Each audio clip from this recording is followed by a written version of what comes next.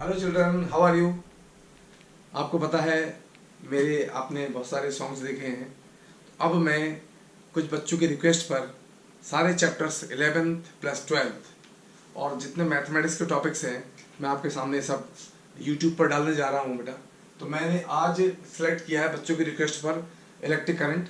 उसके बाद मैं आपको इसके बाद इलेक्ट्रोस्टैटिक्स भी कराऊंगा। फिर हम बारी बारी से सारे unit with numerical with conceptual सारे बारी बारी से करेंगे। आपसे ये रिक्वेस्ट है कि आप मेरे कोई भी लेक्चर मिस ना करें, ठीक है। बिना स्किप करें सारे लेक्चर देखें। और मैं समझता हूँ कि पूरे चैप्टर होने के बाद जब आपका पूरा यूनिट हो जाएगा तो मैं नहीं समझता हूँ कि आपको ऐसी कोई एनसीईआरटी प्रॉब्लम्स हैं या जो बोर्ड से रिलेटेड प्रॉब्लम्स हैं या कुछ कंपटीशन से रिलेटेड प्रॉब्लम है वो ना हो पाए। आपसे डेफिनेटली होंगी, लेकिन मेरी बातों को समझें। अभी मैं आपको आज इलेक्ट्रिक करंट के केवल बेसिक कॉन्सेप्ट बता रहा हूँ, अभी मैं थ्योरी की बात नहीं कर रहा हूँ, ठीक है। एक थ्योरी का मैं अलग लेक्चर बनाऊंगा। अभी मैं न्यूमेरिकल की बात कर रहा हूँ क्योंकि बच्चों ने जिसने भी इलेक्ट्रिक करंट थ्योरी पढ़ ली है तो उसको न्यूमेरिकल करने में बहुत मजा आएगा। और सबसे ज्यादा प्रॉब्लम्स जो होती हैं वो बच्चों को न्यूमेरिकल्स में होती है। तो ठीक है, लेट्स स्टार्ट इलेक्ट्रिक करंट। तो सबसे पहले बेटा मैं यहाँ डालूंगा इलेक्ट्रिक करंट। देखें आप जरूर, इलेक्ट्रिक करंट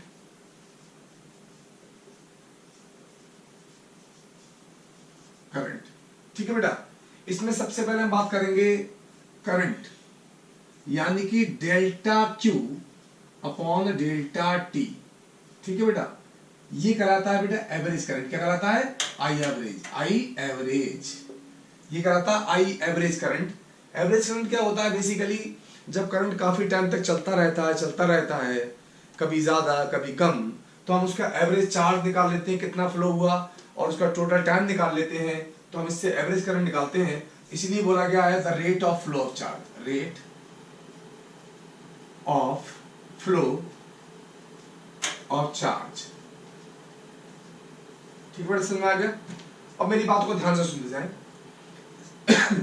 इस चैप्टर में बेटा जो करंट देखिए हमने पढ़ा था इलेक्ट्रोस्टैटिक्स। इलेक्ट्रोस्टैटिक्स में चार्ज चलता नहीं था, रेस्ट में था। इस पूरे चैप्टर में चार्ज को चलना पड़ेगा। इसका मतलब ये हुआ कि इसके लिए जो कंडक्टर, जो पाथ है करंट चलने के लिए, वो कंडक्टिंग होना चाहिए। यानी कि इसमें कॉपर हो, एल्यूमिनियम है, आयरन है। हम इस तरह की बातें करेंगे इसके अंदर। तो इसमें मान लिया मैंने कंडक्टर लिया, देखिए चार्ज चलता कैसे एक्चुअल में, ठीक है बेटा। मैंने मान लिया कुछ चार्ज इधर को चल रहा है Q1, कुछ चार्ज इधर को चल रहा है Q2। अब आप कहोगे सर चार्ज तो एक तरफ चलता है, मैं भी कहता हूँ एक तरफ चलता है, लेकिन जिधर को इलेक्ट्रॉन चलते हैं उसके अपोजिट डायरेक्शन में हमेशा प्रोटॉन चलते हैं, जिसे बोलते हैं होल्स। और होल्स को मान लेते हैं कि उसमें एक पॉजिटिव चार्ज माना जाता है, ठीक है। तो इसका मतलब क्या है कि अगर किसी कंडक्टर में कुछ चार्ज इधर चल रहा है, कुछ चार्ज इधर चल रहा है, तो इसका एवरेज चार्ज जो होगा वो होगा बेटा Q1 माइनस का Q2, सॉरी Q1 माइनस का Q2। दोनों को मैंने माइनस कर दिया बिकॉज अपोजिट डायरेक्शन में है। थोड़ा सा और समझें, अगर मैं किसी कंडक्टर की बात करता हूँ, मान लिया इधर को चार्ज चल रहा है, इधर को चार्ज चल रहा है, इधर को पॉजिटिव इलेक्ट्रॉन यानी कि प्रोटॉन, क्या प्रोटॉन, और इधर को चल रहे हैं इलेक्ट्रॉन, मैंने मान लिया नेगेटिव, ये है इलेक्ट्रॉन्स। तो प्रोटॉन और इलेक्ट्रॉन जो है किसी भी कंडक्टर में हमेशा अपोजिट डायरेक्शन में चलते हैं, ठीक है। अब मैं बताऊंगा आपको पॉजिटिव कहां से आते हैं, नेगेटिव कहां से आते हैं। फिलहाल समझें, किसी कंडक्टिंग वायर के अंदर की बात कर रहा हूं, जिधर को इलेक्ट्रॉन चल रहे हैं उसके अपोजिट डायरेक्शन में क्या चलेंगे? प्रोटॉन चलेंगे। अब मान लिया इसमें n प्रोटॉन है, कितने? n प्रोटॉन, ठीक है, और इसमें n इलेक्ट्रॉन्स हैं, n इलेक्ट्रॉन्स। तो बेटा क्या होगा, मैं इसका फिर नेट चार्ज निकालूं तो कितना आएगा? देखिए आप, delta Q is equal to, ठीक है, N1, मैंने मान लिया ये N1 है, ये N2 है। N1 क्योंकि Q is equal to NE होता है, Q इज इक्वल टू क्या होता है बेटा? NE। तो N1 इंटू E, ये हो गया इस डायरेक्शन में, और माइनस तो होता ही है। देखिए अगर इधर की डायरेक्शन पॉजिटिव ली है तो इधर की माइनस लूंगा, तो हो जाएगा बेटा कितना? ये हो जाएगा बेटा N2, ये N2 है, और ये कौन सा चार्ज है? माइनस का E। मैं बोल सकता हूं कि N1E माइनस माइनस प्लस हो गया, प्लस N2E, ये हो जाएगा N1 plus N2 into E is equal to delta Q। क्या हो गया बेटा? Delta Q। इसका मतलब ये हुआ बेटा कि ये जो चार्ज होता है एवरेज चार्ज जो होता है बेटा, क्या होता है, चार्ज ऑन N1 क्या है, total charge on proton, total charge on protons plus total charge on electrons. यानी कि बेटा जो चार्ज चलता है Q जो होता है वो इलेक्ट्रॉन के कारण भी नहीं चलता है और वो प्रोटॉन के कारण भी नहीं चलता है, वो दोनों के सम के बराबर चलता है। यानी कि चार्ज हमेशा प्रोटॉन और चार्ज इलेक्ट्रॉन के समेशन के बराबर आया डेल्टा Q, इसे ही बोला गया है एवरेज चार्ज डेल्टा Q। ठीक है बेटा, समझ में आ गया। फिर से रिकैप करते हैं। मैंने बोला कि हम पढ़ रहे हैं इलेक्ट्रिक करंट के बारे में, तो इलेक्ट्रिक करंट में सब करंट के बारे में हमें ये पता है I equal to Q upon T, हमें टीचर्स ने बताया था जब हम 10th में थे। लेकिन यहाँ पर भी I equal to Q upon T कहाँ लगता है, del Q upon del T कहाँ लगता है, dQ बाई dt कहाँ लगता है, वो अलग अलग क्राइटेरिया है, कहाँ कहाँ कौन कौन सा फॉर्मूला लगाएंगे वो हम बाद में देखेंगे। फिलहाल मैंने I एवरेज की बात करी।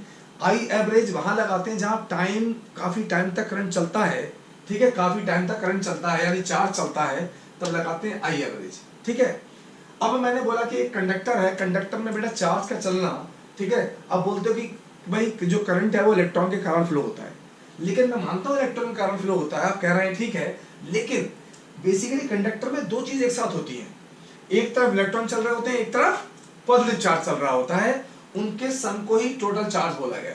ठीक है, तो ये चार्ज जो है वो ना तो इलेक्ट्रॉन के कारण है ना ही प्रोटॉन के कारण है, ये टोटल चार्ज के कारण है।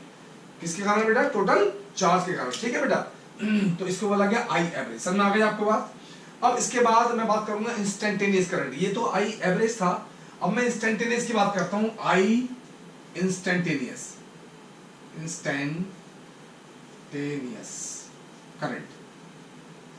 इंस्टेंटेनियस करंट क्या होता है, बहुत हल्के से, मतलब बहुत छोटे टाइम के लिए, द फ्रैक्शन ऑफ टाइम की बात कर रहे हैं, जब बहुत छोटे से मोमेंट की बात करेंगे तो इंस्टेंट करंट होगा। जैसे मैंने बोला कि यहाँ 1 घंटे तक करंट चला, तो मैंने बोला बताइए कि 20 मिनट 3 सेकंड बाद कितना करंट था, तो वो एक मोमेंट हो गया। 20 मिनट 3 सेकंड के बाद कितना करंट था, तो उस मोमेंट पे बात करी। तो बेटा क्या करते हैं, इस एवरेज करंट को, इस वाले एवरेज को चेंज करते हैं। क्या करते हैं, सुनिए, एवरेज को इंस्टेंटेनियस करंट बना रहा हूं बेटा मैं, तो आई जो होगा वो होगा बेटा, लिमिट लगा देंगे delta T tends to 0, time को छोटा कर दिया, टाइम को, ये बहुत बड़ा टाइम था, ये छोटा टाइम है किसके, एवरेज चार्ज के, एवरेज टाइम के, इसको बोला गया dq बाई dt।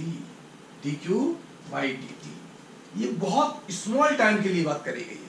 तो जहां इंस्टेंटेनियस किसी पर्टिकुलर मोमेंट के बारे में बात करेगा, चार्ज के करंट के बारे में, तो हम लगाएंगे dq बाई dt, और काफी लंबे समय तक टाइम करंट चलेगा तो हम लगाएंगे del q by del T. Del q dq से बड़ा होता है बेटा, ये बहुत छोटा मोमेंट है, ये डेरिवेटिव है, ये बहुत एक मोमेंटली जो करंट चलता है बहुत हल्के, बहुत कम समय तक, उसके लिए ये वाला फॉर्मूला रहेगा। ठीक है, एक होता है कांस्टेंट करंट। क्या होता है बेटा, कांस्टेंट करंट, यानी कि मैंने आपको I एवरेज बताया, ये I एवरेज क्या है कि कभी करंट चार्ज बढ़ा, कभी कम हुआ, कभी बढ़ा, कभी कम हुआ, बहुत लंबे समय तक, तो मैंने I एवरेज लगाया। मैंने बोला किसी मोमेंट की बात करी, एक पर्टिकुलर इंस्टेंट ऑफ टाइम की बात करी, तो मैंने लगाया dq बाई dt, यानी कि टाइम को लेस कर दिया, टेंड्स टू 0 कर दिया। और अगर कांस्टेंट करंट है, कैसा करंट है, कांस्टेंट, तो कांस्टेंट करंट में बेटा होता है I इज इक्वल टू, लिख देता हूं, I is equal to Q upon T, Q upon T। Sorry, तो बेटा आपने 3 तरह से करंट को समझा। I एवरेज क्या होता है, rate of flow of charge, मैंने ये बता दिया, आपको ये भी क्लियर हो गया, यहाँ तक सबको आपको मैं समझता हूँ क्लियर हो गया होगा। समझ में आ रहा है बच्चों, ठीक है, आ रहा होगा।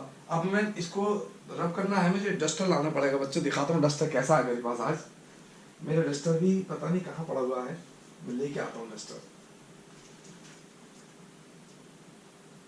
ठीक है बेटा, क्योंकि अभी मैं पहला क्लास बच्चों के लिए बना रहा हूँ, तो मैं डस्टर लेकर आया हूँ। फिलहाल ये मेरा डस्टर है, ठीक है, अभी धीरे धीरे सब अरेंजमेंट करूंगा और उसके बाद मैं आपको अच्छे क्लास देने वाला हूँ। यहाँ तक आपको सब समझ में आ गया होगा बेटा, मैं समझता हूँ। ठीक है बेटा, मैंने डस्टर को यहाँ रख दिया। अब देखिए, अब मैंने क्या किया, एक बैटरी या सेल के बारे में बात की। ध्यान से सुनते रहना सब लोग। ये पॉजिटिव और ये नेगेटिव, ये कहलाता है बेटा हायर पोटेंशियल, ये कहलाता है लोअर पोटेंशियल, लोअर पोटेंशियल। ठीक है, मान लिया मैंने यहां पर V वोल्ट लिखा है, V वोल्ट लिख दिया मैंने बेटा, क्या लिख दिया, V वोल्ट। तो इसका मतलब यह हुआ कि इसके वोल्टेज V होंगे और इसका 0 वोल्ट होगा, तभी इनका पोटेंशियल डिफरेंस V आया। अब मैं इसको एक्सप्लेन करता हूं ऐसा क्यों हो रहा है। यानी कि बेटा चार्ज पॉजिटिव चलता कहां से, यहां से चलता है, ठीक है, पॉजिटिव चलता है, ठीक है। उसी टाइम में हम बोल सकते हैं इलेक्ट्रॉन ऐसे चलेंगे, फिर नेगेटिव से इलेक्ट्रॉन चलेंगे। तो जिधर को पॉजिटिव चल रहा है उसके अपोजिट हम क्या मान लेते हैं, डायरेक्शन ऑफ इलेक्ट्रॉन्स। ठीक है, अब ये और तरह समझ सकते हैं, सुनिए फिर देखिए। मान लीजिए मैंने सेल या बैटरी लगा दी, यहां पे मैंने एक कंडक्टर लगा दिया बेटा, ये कंडक्टर है,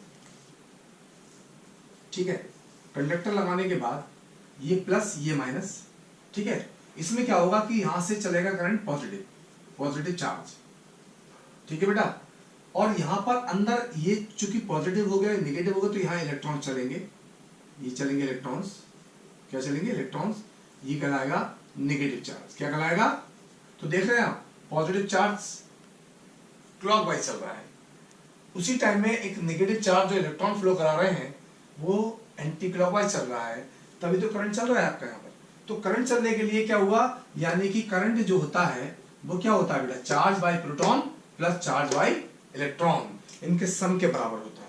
तो इससे मैं ये कह सकता हूं कि किसी भी कंडक्टर को अगर मैं किसी इलेक्ट्रिक फील्ड के इन्फ्लुएंस में ना दूं, किसी कंडक्टर को मैं कोई भी इलेक्ट्रिक फील्ड ना जोड़ूं, तो मैं बोल सकता हूं उस कंडक्टर का नेट चार्ज नेट कितना होता है पता है, 0 होता है। क्या होता है, अरे भाई सिंपल सी बात है, जितने प्रोटॉन है उतने इलेक्ट्रॉन्स होंगे। तो इसका मतलब क्या हुआ, हमें पता है ना हर एक चीज एटम से मिलकर बनी है, और न्यूट्रल, एटम न्यूट्रल होता है, तो इसमें एटम तो है। तो आप ये बोल सकते हो कि अगर किसी भी कंडक्टर को मैंने किसी एक्सटर्नल इलेक्ट्रिक फील्ड के बीच नहीं लगाया है, तो उसका नेट चार्ज क्या होगा, 0 होगा। यानी जितने प्रोटॉन होंगे, जितना पॉजिटिव होगा उतना ही नेगेटिव होगा। समझ में आ रही है। तो ये हमें ध्यान रखना चाहिए कि किसी भी कंडक्टर का नेट चार्ज 0 होता है। अब बेसिकली थोड़ा सा और बात करूंगा मैंने बोला अब था आपसे कि बेटा किसी सेल या बैटरी में ये अगर V वोल्ट का पोटेंशियल डिफरेंस है तो ये V होगा, ये 0 होगा। इसको मैं एक्सप्लेन करता हूं ऐसा क्यों होगा, सुनिए आप ध्यान से। अगर मान लो 1 2 3 मैंने क्या किया, एक बैटरी लगा दी, सुनते जाएं आप लोग ध्यान से। ये मैंने 10 वोल्ट की बैटरी लगा दी, ये 2 ओम का रेसिस्टर है, ये 3 ओम का रेसिस्टर है, ये 5 ओम का रेसिस्टर है। मैं अगर इसमें करंट की बात करूं, करंट होता है total resistance upon total potential, I = V upon R। तो V कितना है, 10 है, R कितना, 5 3 8 10, यानी कि 10 ओम का इसमें रेसिस्टेंस क्रिएट हो गया। तो 10 से डिवाइड कर दिया, यहां से करंट 1 एम्पियर चला। कितना चला, 1 एम्पियर। कितना चला, 1 एम्पियर। अब बेटा इसका पोटेंशियल 10 वोल्ट है, कितना है, 10 वोल्ट। तो सुने आप, बेसिकली ये कराती लीड, ये कराएगी लीड क्या होता है बेटा, बेसिकली लीड में हम ये मानते हैं कि उसका रेजिस्टेंस 0 मान लेते हैं, यानी कि लीड कोई भी वोल्टेज को कंज्यूम नहीं करती। देखिए लीड क्या है, ये तार जो हमारे घरों में लगे होते हैं ना, जैसे मान लो मेरे फैन लगा हुआ है, ठीक है, यहाँ पर फैन लगा हुआ है, तो यहाँ से तार चल रहा होगा, जब तक फैन पर जाएगा उससे पहले अगर मैं वायर का कहीं भी पोटेंशियल देखूं तो सेम आएगा, लेकिन जैसे ही फैन में इसका एनर्जी कंज्यूम करेगा तो कुछ पोटेंशियल ड्रॉप हो जाएगा। तो यहाँ पर देखिए आप, ये 10 वोल्ट है तो यहाँ भी 10 वोल्ट होगा, यहाँ भी 10 वोल्ट होगा, यहाँ भी 10 वोल्ट होगा, यहाँ तक 10 वोल्ट होगा। कितना होगा, 10 वोल्ट। अब सुनिए आप, यहाँ से 1 एम्पियर आया तो यहाँ भी 1 एम्पियर आएगा, यहाँ भी 1 एम्पियर आएगा, और यहाँ भी 1 एम्पियर आएगा। अगर मैं इन दोनों के बीच में पोटेंशियल लगा दूं, यानी कि वोल्ट मीटर लगा दूं, तो क्या होता है बेटा, V = IR। तो I कितना है 1, R कितना है 2, तो यहाँ पर ये कितने वोल्टेज खा जाएगा, 2 वोल्ट। ये वोल्टेज 2 खा गया, ठीक है बेटा। अभी आगे मैं अभी और बनाऊंगा, फिलहाल ये समझें। शायद लगता है मेरा कैमरा वीक हो रहा है, मुझे चार्ज करना पड़ेगा।